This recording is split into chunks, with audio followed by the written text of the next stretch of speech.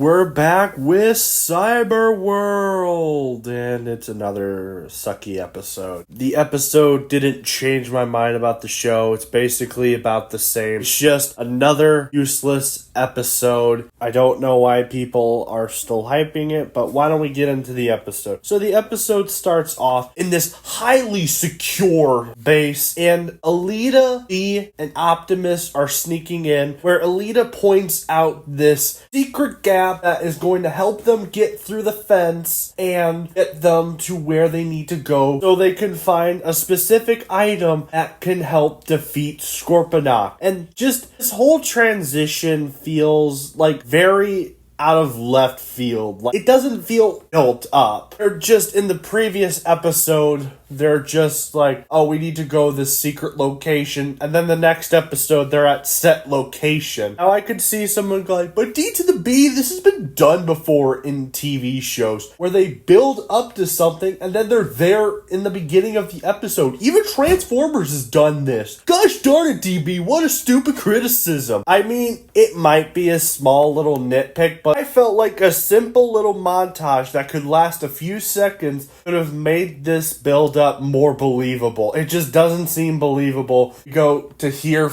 we need to go to this destination in the fourth episode, and then we're just here at our next destination in this episode. It doesn't feel like it has enough build up. Also, when Transformers shows have done it in the past, usually the main structural story, most part, setting everything up, has already been established. They're just going on missions. The show feels like it's still in the pilot stage of it. But that's what happens when you do 5-minute episodes. But again, it's a minor nitpick. You want to know what's not a minor nitpick? Gap in the wall. Like, I'm going to show you this. This is from the actual episode itself. Like, there is a minor gap in the wall. You know, secret way to get into a high secure area, to get top secret stuff. You know how all the spy movies work. That's basically what this is. But the problem is, for this episode, it's not hidden well enough. You can tell when you watch a spy movie or anything where they need to get data and they need to sneak through like vents or secret compartment or something like that. It's more visible. It's a very hard thing to find. This is so easy to find. It's because the sign that in front of the door didn't cover the hole all the way. It covers certain parts of it. And also, stand that's holding the sign has holes in it as well, so you can see the giant gaping hole in the wall. How come none of the security, anyone else, just not walk by this and go like, what's this? When was this giant hole here? Now, I could probably see somebody saying like, Data B, it doesn't matter, it's a kid's show. They need to put effort in with hiding something very secretive. Stupid criticism. Get over your whiny boy and just accept it as peak. No, I'm gonna criticize this show as long episodes keep premiering. Might have me out by season 2. I mean, even if there is a season 2. If there's a season 2, who knows? I probably won't return for that. Or season 1 ends. Because I don't like the show. Who knows? Maybe you'll be rid of me. Unless I or my YouTube audience wants me to continue on with season 2 and absolutely destroy season 2 just like season 1. But time will tell when that eventually happens. So, continuing on, Lita says that is our way into Cyber City. So, we know this location, and it's just Cyber City. That's all you can come up with, guys. Just because the planet's called CyberWorld doesn't mean we need to call it Cyber everything. Oh, look, it's the Cyber Park. Oh my gosh, it's the Cyber Cafe. Oh my gosh, it's the Cyber Zoo. This place is amazing. It wouldn't surprise me if the desert and the jungle that we were in the first couple episodes were Cyber Desert and Cyber Jungle. It would not surprise me.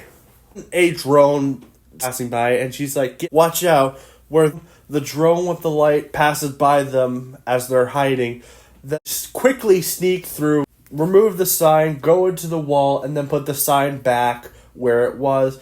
And they start exploring the area of Cyber City. And Alita's leading them towards a direction where a loot box just comes out of nowhere and be like, oh, look, a loot box. And Alita's like, B, wait. And the box just opens up and it's a very cool jetpack. And Alita makes the comment that she was not expecting a loot box and it wasn't on the map whatsoever. Then B makes the annoying Sarky comments that you was fast before. And then Optimus is like, Alita, what's wrong? And yet the main villains of this episode, Bite and Mirage, and the time has finally come. We get Jet Mirage. This toy was revealed, and I'm like, wait, Mirage is a jet in this continuity? And I hated the concept. I know you guys are gonna go, but Data B, it's allowed to be different. What's wrong with the Jet Mirage? It's pretty cool. Goofy as a jet. Now, I'm not a G1 fan where it's like, oh, it has to be the same vehicle as G1. Like, for the most part, characters can have different vehicle modes if it suits the character. Like, it's just weird for Mirage being a jet. It's like if Optimus turned into a helicopter, or if Bumblebee transformed into a forklift, if Ironhide transformed into a alien saucer. People will be going like, but that doesn't suit the characters whatsoever. Like, for Mirage, I think he could be any type of car. I liked his form in Dark of the Moon, and also I liked his form in Rise of the Beast. Because Mirage is a car. And why is Jet Mirage so cool? Oh my gosh, it's Jet Mirage. I can't wait to play with this thing. I'm Jet Mirage. Like, there are plenty of jet Autobots that you could have used instead of turning Mirage into a jet. Fire. How about the aerial bots? Like, it would be nice to see an aerial bot. The aerial bots haven't shown up since the Dark of the Moon video game.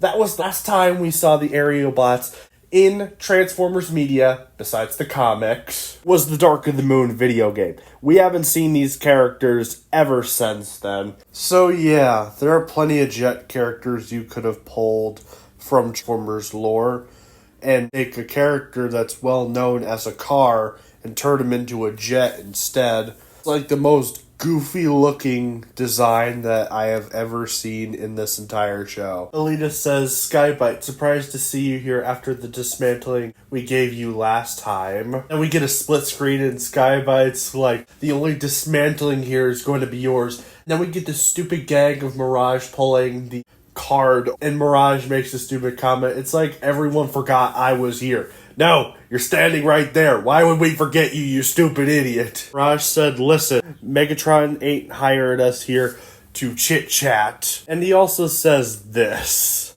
I'm not gonna non grata. Yada yada yada. End of the line.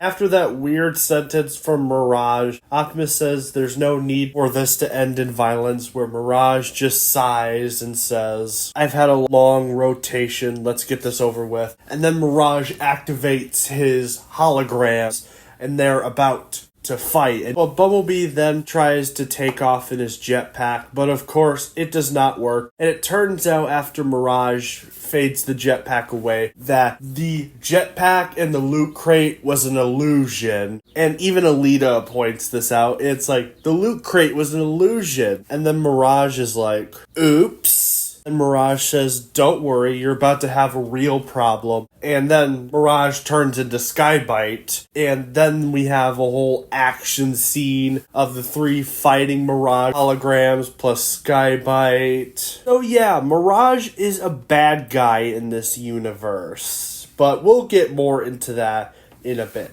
So, of course, the Autobots and the holograms and Skybite, they all fight each other. But then Alita runs off and is chasing after Skybite because of her whole last dramatic thing in episode 4. And she has Skybite cornered, and then Skybite reveals his secret ability, which we all know because we've seen the toy. Apparently, Mirage was camouflaging Skybite's wheels. And then Skybite says these wheels are the real deal and transforms into a shark car mode and starts chasing Alita around. I don't care if this is a kid's show, this is still stupid. I thought the wheels thing was a terrible idea from the beginning, ever since the toy was revealed. Like, why? Transition to B, who is running, but then he runs into Megatron, and Megatron says, "Only the strong survive," just like the second episode. And then Mirage comes and attacks B.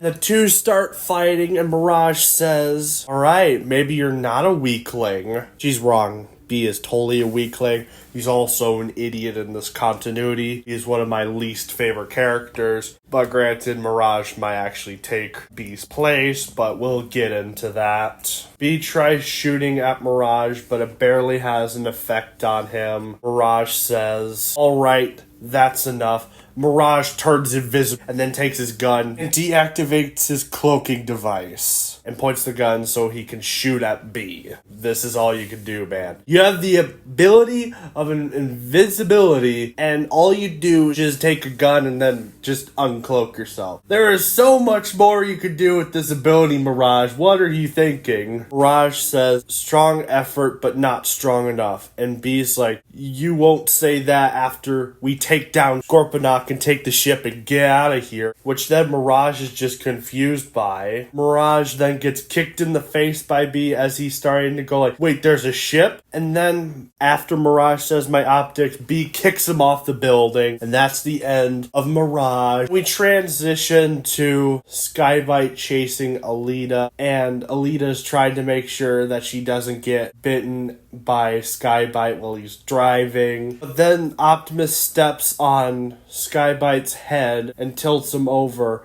and then Skybite transforms and calls Mirage, but of course Mirage doesn't respond, and B says that Mirage is not coming. So then Skybite tries escaping, and all three of them decide to follow. And then a drone is coming at the same time, and Alita says to go that way, and they turn and they hit an alleyway, and then the episode ends off with Mirage. Yep, I was just kidding. Mirage isn't dead. Where he's just like, "So, about that spaceship, why don't we talk?" And that's where the episode ends. Oh boy, that was another bad episode. Like, that really was. I hated pretty much everything about it. It is not a good episode, and Mirage is not a good character whatsoever. And I don't entirely like the concept of Mirage being a bad guy, but D to the B, things are allowed to be different. Why are you complaining? Well, here's the thing. I don't hate it because, like, Mirage should always be a good guy. Like, as much as I was confused when I first watched the episode, I'm like, maybe it has an interesting concept that could make it work. But it's just like, oh, I'm Mirage, I'm a bad guy,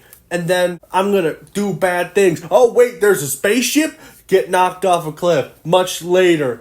So guys, I know I'm a bad guy and stuff, but can I come with you? It's just out of left field. There's no proper build-up to Mirage turning into a good guy. Like, it's just out of left field, and it doesn't feel built up. But of course, it's just gonna be the same thing. It's a kid show, D to the B. It doesn't matter if there isn't proper character development. Even though a lot of the people that make these points and comment on my videos that it doesn't matter because it's a kid show are also the same people who pushed on and complained that Hasbro wasn't putting character development this in their shows and was just doing stupid kids nonsense, and they just suddenly flip-flopped. But I'm not going to get into that. I'm going to save that for a whole separate video. Probably will come out after episode 6 is released and done. But anyway, before I leave and end this video, I have one direct question. What is there to look forward to for this show going forward? What is there? Let's see. Is it Starscream? Is it Galvatron? Is it Obese Megatron? Is it Wheeljack, which does have a figure? I know I said he was dead in the last episode, but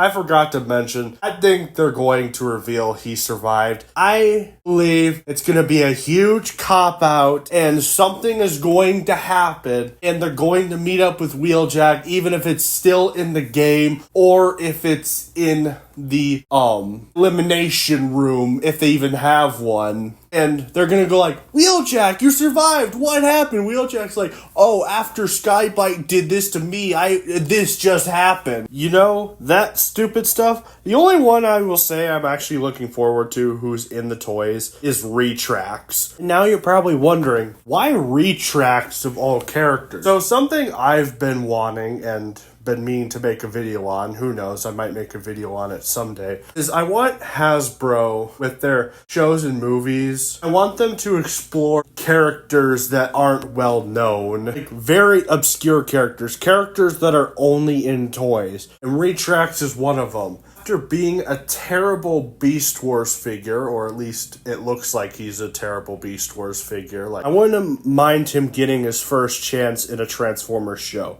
That's really about what I'm looking forward to. Besides trashing episodes. That is how I feel about this new episode. It is still trash. CyberWorld is still not getting better. CyberWorld is overrated. Anyway, if there are going to be any. Alright, see ya. I hope you all have a good day, and I can't wait to see the comments on this one. Alright, see ya.